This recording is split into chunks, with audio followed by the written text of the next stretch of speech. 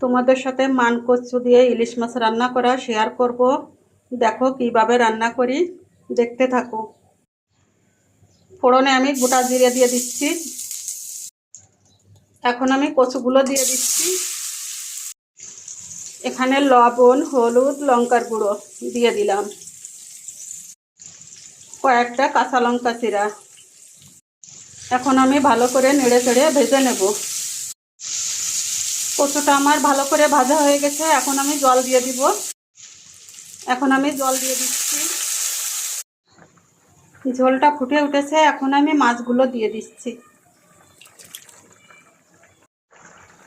রান্নাটা আমার প্রায় হয়ে গেছে। এখন কিছু কাঁচা লঙ্কা চিরা দিয়ে দিচ্ছি।